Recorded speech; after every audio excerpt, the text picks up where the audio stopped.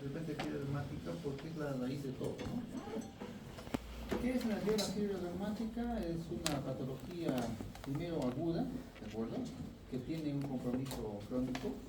Como bien dice acá, está relacionado con el estafilococco del grupo A, ¿no?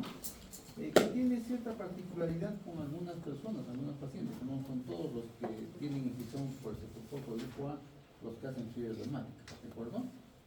Para nuestro interés, en realidad, lo que nos importa es de repente la clínica posterior o la enfermedad reumática, se llama, la cardiopatia reumática, más que la fiebre reumática, ¿de acuerdo?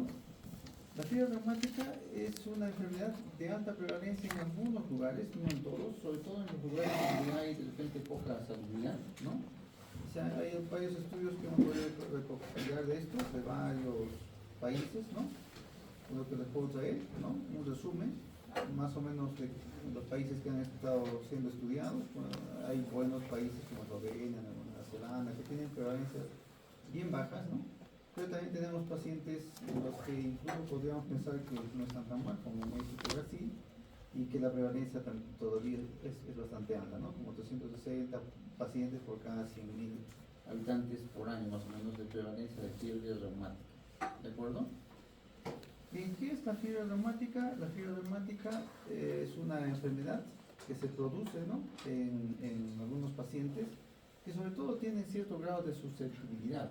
Son pacientes susceptibles a ser una enfermedad reumática, ¿no? Y como la fiebre reumática tiene que ver con el estreptococo del grupo A, pero también tiene que haber una predeterminación genética, ¿no? Para poder hacer la enfermedad en la que se activan las células T de forma exagerada y que actúan como un sistema mediado por antígeno anticuerpo y que finalmente afectan a ciertas estructuras del cuerpo humano, no solamente las del corazón, ¿no? En el tema del corazón es la carditis la que se produce de forma aguda, ¿no? Y después finalmente seguramente es la valvulopatía reumática, pero que esto se produce o se instala a largo plazo, ¿no? Pero bueno, les decía, en todo caso, ¿qué es la fiebre reumática? La fiebre reumática es aquella que se produce de forma aguda en pacientes susceptibles que han sido expuestos a la infección por estreptococos del grupo A. ¿De acuerdo? Pueden haber eventos múltiples antes de que empiece la patología misma. Y yo olvidé poner la pila, ¿no? Y que a pesar de esto de repente tienen episodios recurrentes de la misma enfermedad y que al final pueden o no tener episodios recurrentes de la enfermedad o de la exposición al grupo A y que finalmente van a llevar a la enfermedad crónica, a la cardiopatía reumática, en este caso, en nuestro caso la enfermedad reumática crónica, ¿no? de larga edad. ¿De acuerdo? Muy bien. ¿Qué es lo que tenemos de forma aguda? De forma aguda tenemos, puede haber poliartritis y fiebre, es lo que tenemos, por eso se llama fiebre reumática, ¿no? En el corazón puede haber carditis y también puede haber corea, que es mucho más sistémico, ¿no? Pero también podemos tener este tipo de síntomas por otras causas, ¿no? Que no son necesariamente por lo que estamos viendo, ¿no? Incluso carditis por muchos otros problemas también, ¿no? Igual a corea, ¿no? Pero finalmente la fiebre reumática se concentra en estos tres síntomas, ¿de acuerdo? La fiebre reumática como evento agudo, ¿de acuerdo? Y bueno, para nuestro entender, lo que más nos interesa, ¿qué cosa es? Es la cardiopatía reumática, que se produce a lo largo del tiempo, que es variable, ¿no? Pero, por ejemplo, en personas es más susceptible en varones que en mujeres. Pero imagínense que, por ejemplo, una persona de, no sé, 35 años presente o 40 años presente una estenosis mitral, si tiene los criterios ecocardiogáficos, lo más probable es que sea un problema de una cardiopatía reumática, ¿de acuerdo? Porque las cardiopatías degenerativas se presentan a largo plazo, en edades más avanzadas como por ejemplo 60 años, 70 años, ¿de acuerdo?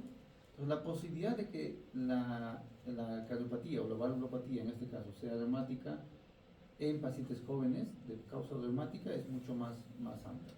Es la posibilidad que tenemos, ¿no? ¿Por qué? Porque las infecciones se producen a temprana edad, cuando los pacientes son niños. Los ustedes han visto son en pacientes menores de 15 años, ¿no? Los que presentan básicamente la fiebre reumática. Muy bien. Bien. Cosas puntuales, ¿ya? Vamos a ver ahora valvulopatías. Tenemos que terminar en 30 minutos todo, ¿no? ¿Estoy en Mayumi? Sí. Sí. Si nos acabó ya, mejor. Bien. ¿Por qué había relacionado la fiebre reumática con esto? Porque en realidad las valvulopatías tienen mucha relación con la fiebre reumática. ¿De acuerdo? Esto. Bueno, vamos a pasar que lo hacemos corto. La imagen. Por alguna razón se corta la imagen. Yo no sé. Bueno, vamos a pasar a mi pedido. Lo que les mostraba antes era la válvula aórtica, ¿ya? ¿Cómo se ve normalmente? Está aquí como mejor aquí. Esta es la válvula aórtica, ¿de acuerdo?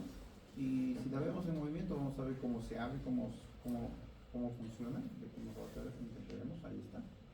Mucho mejor, ¿no? Bien, entonces podemos ver que la válvula aórtica tiene 3 velos, 1, 2, 3 velos, si se dan cuenta, viene así, ¿de acuerdo? Entonces es una válvula aórtica que tiene la particularidad de todas las válvulas sigmoideas, ¿no? Que funcionan de forma adecuada, ¿ya? Entonces nos vamos a concentrar en esta válvula.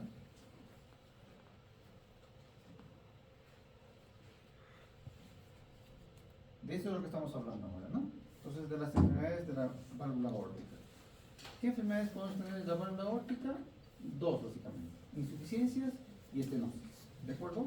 Cuando hablamos de insuficiencia, cuando estamos hablando de una incapacidad de la válvula de cerrar completamente. ¿De acuerdo? Las válvulas, por algún motivo, no cierran y dejan retroceder la sangre, como en este caso, ¿no? Entonces, vemos un gráfico acá en el que la sangre, este es el ventrículo izquierdo, por lo que dice ecocardiografía, ¿no? En el ventrículo izquierdo normalmente la sangre debe salir hacia la aorta, ¿sí? Y nunca regresar, pero en este caso vemos que regresa la sangre, ¿no? Y eso se llama insuficiencia aórtica, ¿de acuerdo? Hemos visto también en ecocardiografía, los que me han acompañado ahí, esta es una imagen, ¿no? Que siempre les muestro. ¿Cuál es la aorta? Esta, ¿sí? Y esta es la válvula mitral. Entonces aquí podemos ver, nos sirve para ver justamente insuficiencia aórtica en esta posición, ¿de acuerdo? Y esta es otra posición, esta es la válvula aórtica, ¿sí? Y lo que vemos acá es una insuficiencia aórtica también, ¿de acuerdo? Creo que tenía una foto de esto para que lo veamos congelado, pero creo que no lo puse, ¿no? Bien, la insuficiencia aórtica es relativamente prevalente, ¿no? Del 2 al 3%, ¿no? Del 5 a 10%, dependiendo siempre de dónde estemos, ¿no? No estamos analizando las cosas, ¿no?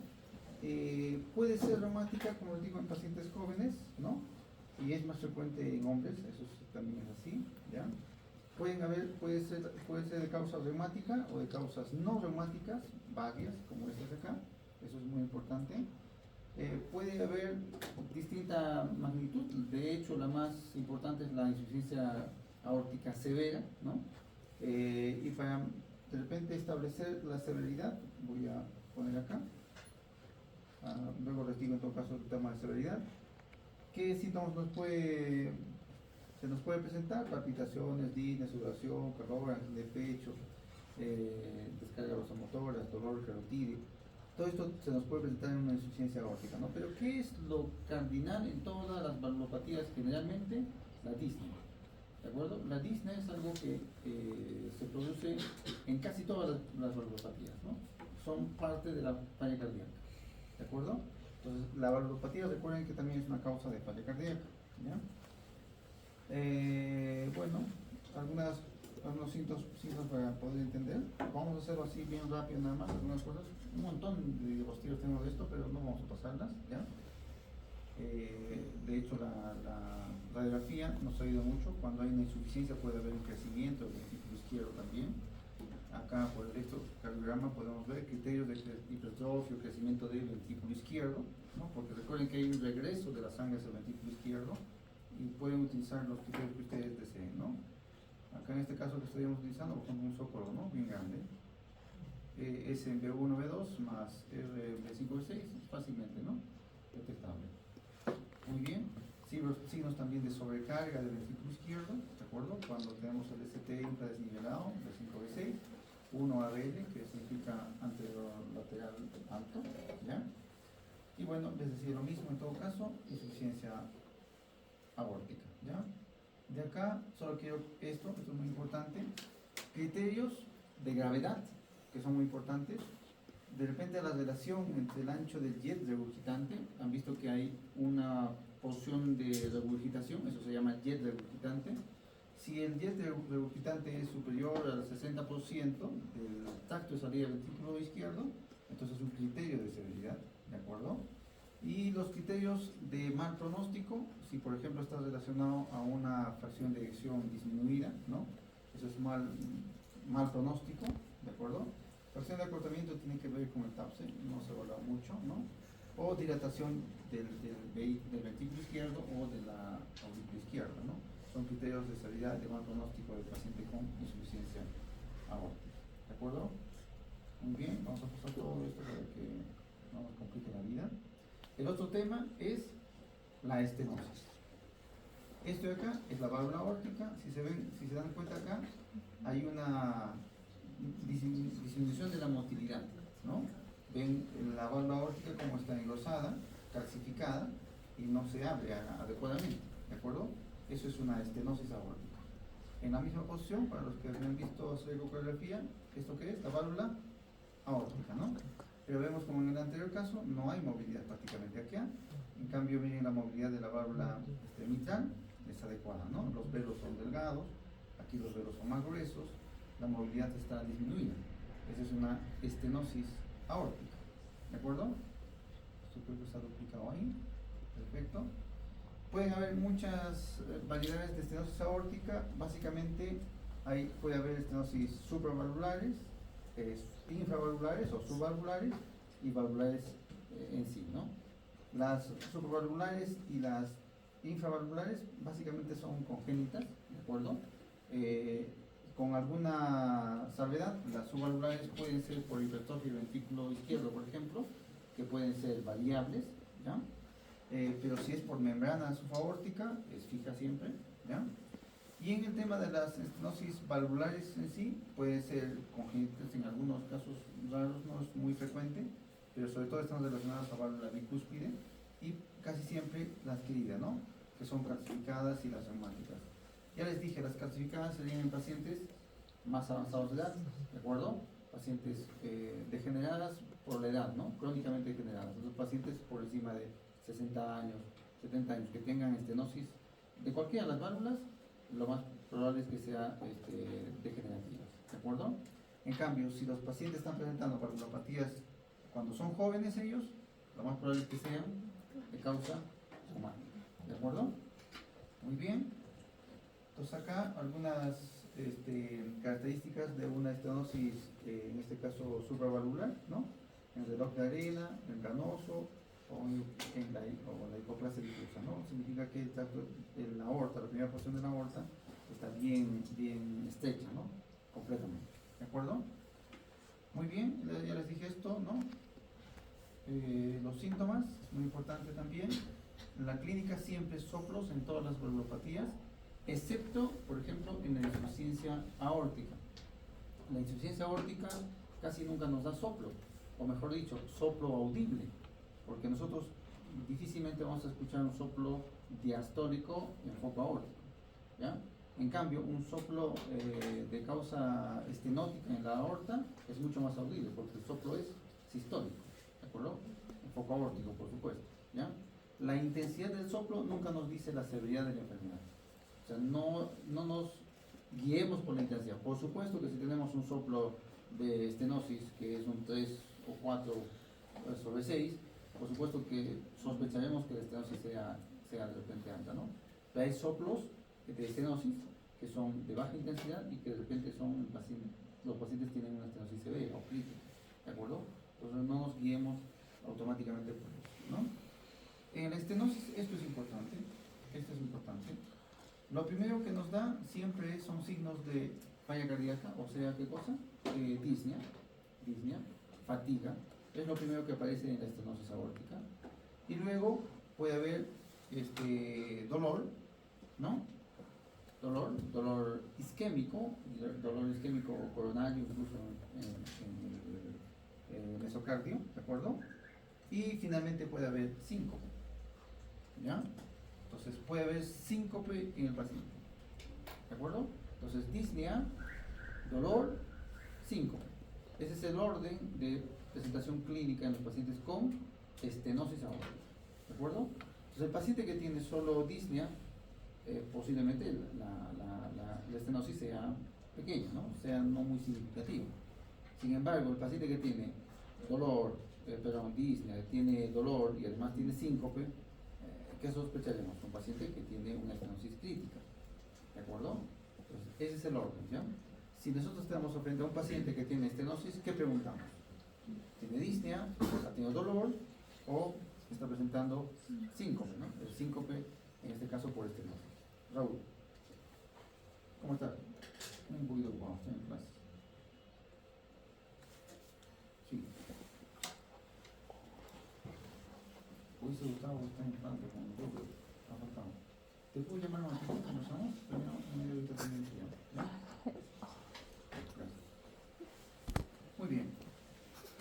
Acelerando un poquito. Entonces, en cuanto a los síntomas, ese es el orden. ¿De acuerdo? Primero, ¿qué cosa? Disnea, dolor, síncope. Ese es el orden de presentación clínica. ¿De acuerdo? Muy bien. Recuerden que el examen va a ser puntual, ¿ya? No muchas cositas así. Bien. Puede haber entonces un periodo bastante largo en el que no se presentan síntomas significativos en cuanto a la estenosis aórtica. Y esto va para muchas de las patologías valvulares, ¿no? O sea, al inicio la sintomatología es insignificativa o no hay ningún síntoma. Sin embargo, hay un punto en el que la sintomatología se hace mucho más intensa y por supuesto ya puede haber complicaciones serias, ¿no? Hasta muerte súbita, por supuesto. ¿Bien? Entonces, ¿cómo clasificamos la estenosis aórtica? Leve, moderada, severa, igual que la insuficiencia, ¿de acuerdo? Pero en este caso, les dije que para que consideremos severa la insuficiencia, debería pasar por 60%, ¿no? El volumen del lubricante o el jet del lubricante, ¿de acuerdo? El tracto de salida, eso recuérdenlo bien.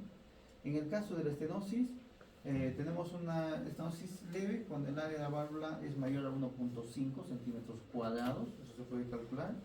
Moderada si está por debajo de 1.5 hasta 1 y por debajo de 1 severa, ¿de acuerdo? Y algunos consideran otra categoría de clasificación como crítica cuando está por debajo de 0.6 centímetros cuadrados por metro cuadrado de superficie corporal, ¿de acuerdo?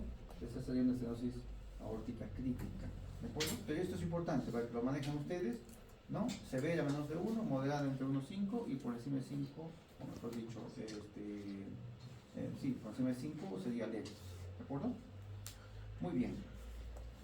A ver, este es un método de diagnóstico de cómo se maneja o cómo se calcula la estenosis aórtica. Básicamente, no les voy a explicar mucho esto.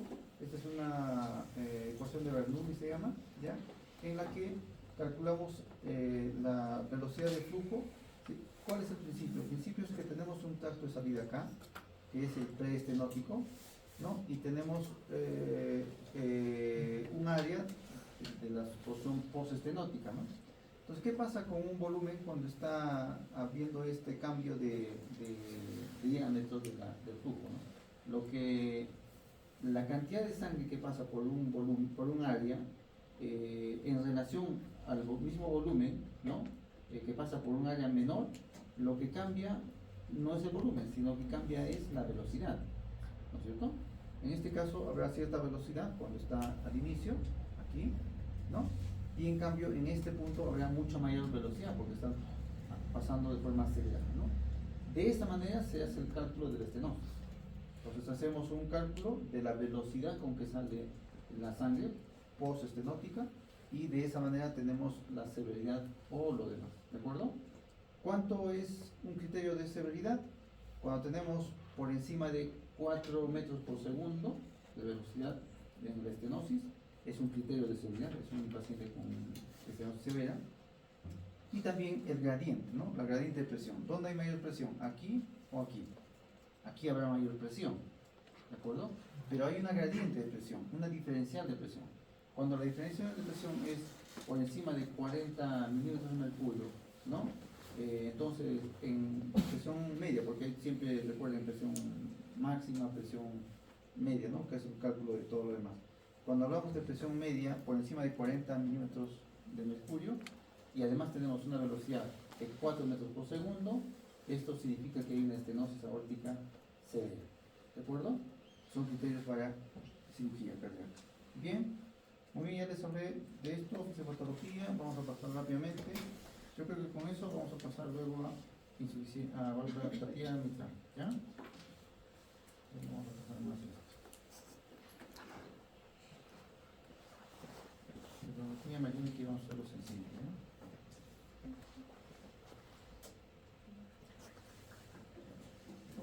Muy bien. Valvulopatía mitral. Igual, ¿no? Tenemos dos posibilidades, estenosis e insuficiencia mitral, ¿de acuerdo? Cuando estamos hablando de insuficiencia mitral, estamos hablando de esto, ¿no? Los que han hecho ecografía conmigo, como les digo. ¿Qué es esto? ¿Qué es esto? Ventrículo izquierdo. El ventrículo Izquierdo. izquierdo, ¿no es cierto? Entre el ventrículo izquierdo y la aurícula izquierda, ¿qué está? La válvula mitral, ¿no? Y eso que vemos acá en color, que está regresando, eso se llama la insuficiencia mitral. O sea, nuevamente hay un jet regurgitante, o sea, una porción de sangre que regresa a través de la válvula mitral. Es el mismo mecanismo anterior, ¿de acuerdo? Entonces, para hablar específicamente de la insuficiencia mitral, hablamos de esto. Esta es la válvula mitral, ¿de acuerdo? Tiene una valva anterior que es mucho más grande que la valva posterior. Eso puede venir en algunos exámenes, incluso el resultado médico. ¿Cuál es más grande, anterior o posterior? La posterior, ¿de acuerdo? Y se dividen en tres porciones, ¿no? A1, P1, A2, P2, A3, P3, ¿de acuerdo? Para ver la relación entre cada uno. Esta particularidad de la válvula, creo que no es una válvula de ese tipo, pero se puede ver en eje corto, en la primera imagen que vieron arriba, bajando un poquito, vemos cómo se ve la válvula mitral. Bueno, no hay tiempo para poner eso en la imagen nuevamente. Entonces, pero la válvula mitral también tiene otras estructuras, ¿no? El aparato subvalvular, ¿de acuerdo?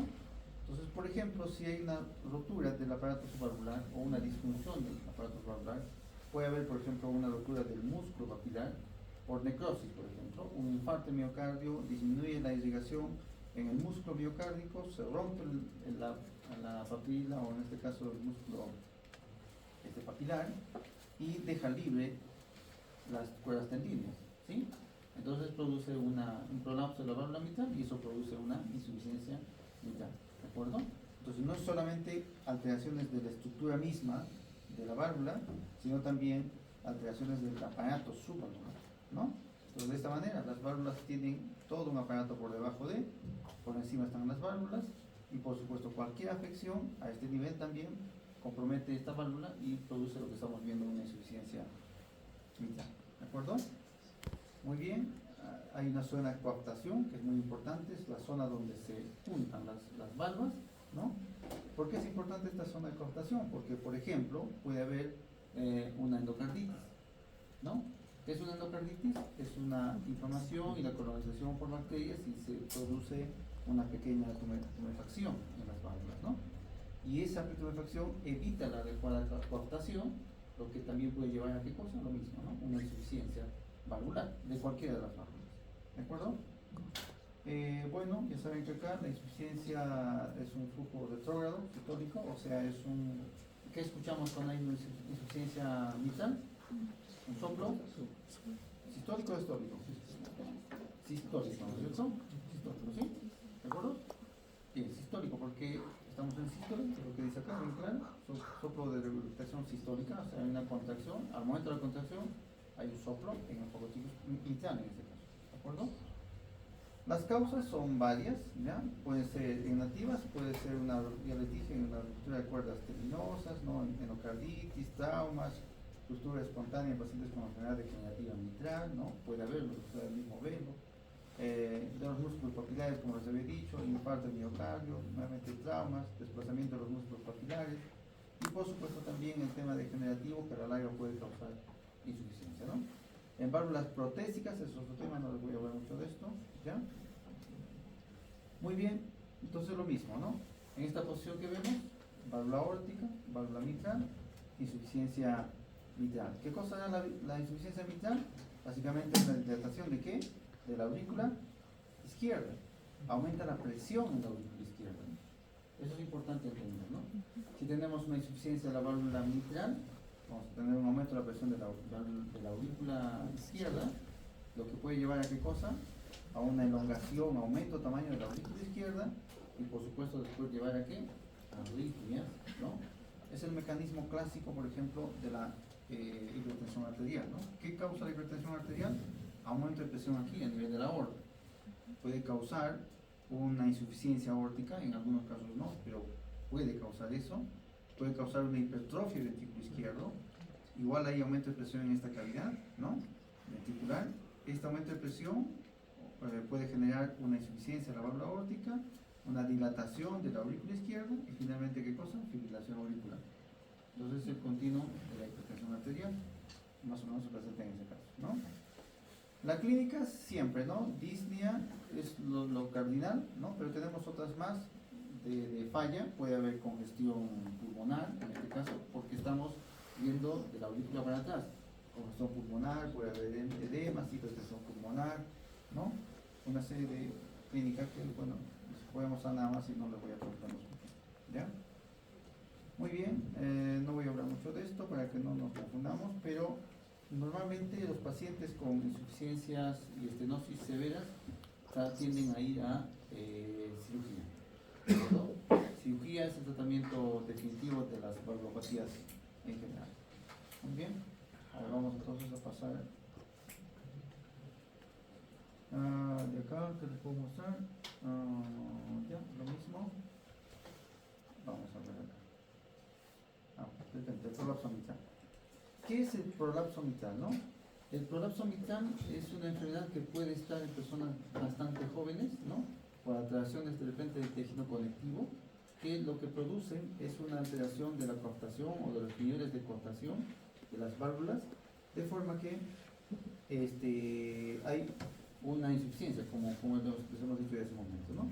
Hay varias enfermedades que nos pueden llevar a eso, pero simplemente es eso, no hay una alteración estructural de la válvula, ¿no?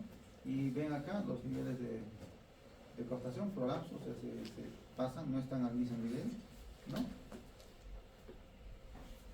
Esto vamos a gozar y vamos a ir a estenosis de causas isquémicas.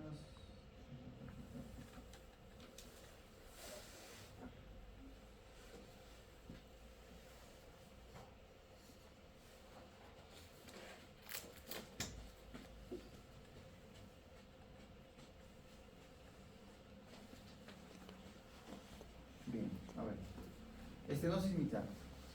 Estenosis mitral es igual que la estenosis aórtica. En esta imagen vemos el ventrículo izquierdo igual, la aurícula izquierda, que vemos acá, la aorta. En este caso la aorta se abre muy bien, es una válvula sana, como ven, delgada, que se abre y cierra tranquilamente. Y esta es la válvula mitral. Si se dan cuenta, tiene una limitación en su apertura, ¿no? Esta es una característica de la estenosis mitral de causa reumática, ¿ya? Si le hacemos un stop o una pausa, vamos a ver la forma de palos de Hocking, ¿no? Cómo se ve la válvula mitral, ¿de acuerdo? Una porción recta y una porción quebrada. Eso nos dice que esta enfermedad es de causa reumática. Una estenosis mitral. Esta es una ecografía, en este caso es transesofágico, vemos la válvula mitral nuevamente. Igual, la apertura está limitada y aumento de la velocidad, ¿no? Posterior a la porción auricular, ¿ya? Estenosis mitral también, ¿de acuerdo? Muy bien. Ahora, en cuanto a la estenosis mitral, es más o menos la misma idea, ¿no? Lo que tenemos es una enfermedad de la misma válvula en este caso, como en este caso, ¿no? Y vemos una apertura limitada de la válvula mitral, ¿no? Puede ser bastantes las causas. Como les dije, la arteritis reumática es una de ellas, siempre en todas las válvulas, ¿no? La porción es esta, 25%, ¿no? Más o menos.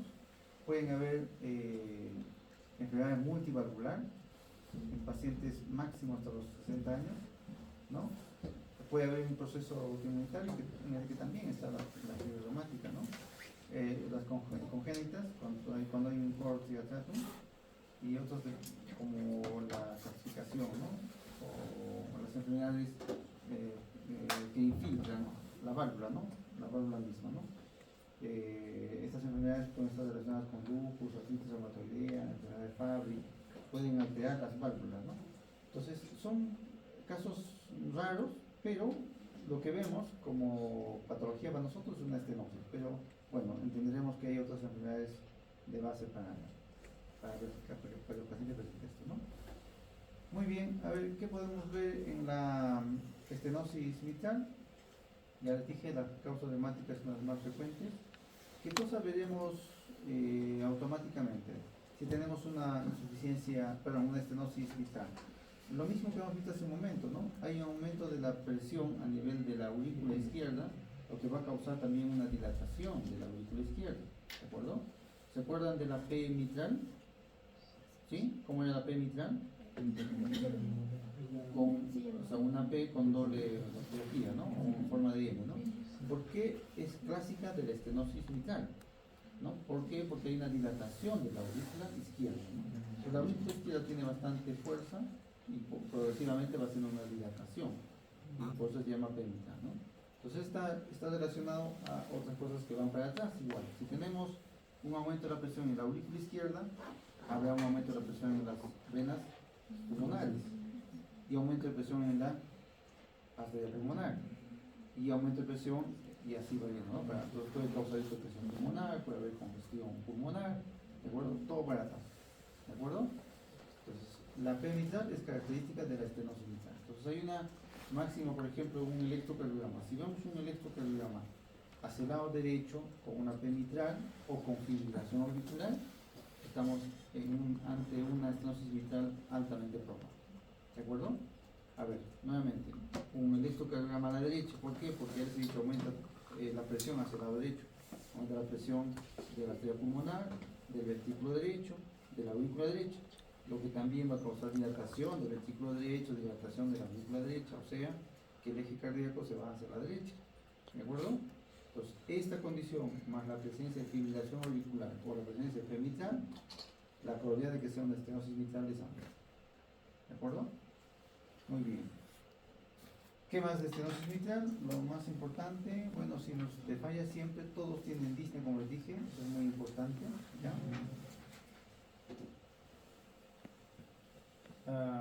Y bueno, en el electrograma acá no se ve mucho, pero ¿qué cosa vemos? No vemos alteraciones del ventrículo izquierdo, no necesariamente, porque recuerden que está antes del ventrículo izquierdo, ¿no? La lesión. Entonces vamos a ver más alteraciones en la aurícula. Esta no tiene tanto esta, pero la aurícula está por acá, la aurícula izquierda. Podemos ver un crecimiento de la aurícula izquierda y de repente más bien de las cavidades derechas. ¿De acuerdo? Muy bien. Nuevamente, la válvula mitral, ya les dije, esta es la morfología de el paro de Hocke, ¿ya? Es lo que les quería mostrar hace un momento, ¿no? Entonces, una estenosis mitral de causa reumática, la probabilidad es alta de esta. La válvula aórtica está muy bien, ¿no? Esta es la forma como se abre la válvula mitral. Este es un eje corto. Bien. Por ecocardiografía podemos medir por tiempo de impresión el diámetro de la válvula mitral, ¿de acuerdo? No voy a coger mucho por esto, pero tenemos una estenosis mitral. Si por ejemplo tenemos un tiempo de impresión de 220 milisegundos, ¿no? Nos dice que hay una estenosis severa, ¿no? Y bueno, esto por acá no voy a mostrar, vamos, no es como niños, ¿ya? Ok, listo, creo que los temas que nos han asignado, estudien de esto lo básico que les he dicho hoy día, será una o dos preguntas de todos esos tres temas, ¿ya? Va a ser fácil, pero estudien más lo de antes, ¿ya? Que vamos a repasar porque nos da un poquito más de tiempo. Lamentablemente nos han dado muy poco tiempo para poder hacer las clases, nos hubiéramos gustado poner un poquito en cada uno de ellos, pero hay cosas que les van a servir para la cita, ¿no? por ejemplo, la clínica de la estenosis aórtica es algo elemental, lo van a ver siempre, siempre lo van a ver, ¿ya? Y también el electrocardiograma, ¿no? El electrocardiograma para ustedes debe ser básico y desde ahora tienen que sostener de repente la base para cualquier especialidad, así sean traumatólogos, igual van a necesitar siempre una pequeña dosis de electrocardiograma, ¿de acuerdo? Muy bien, espero que hayan cumplido con lo que les he dicho. Muy bien.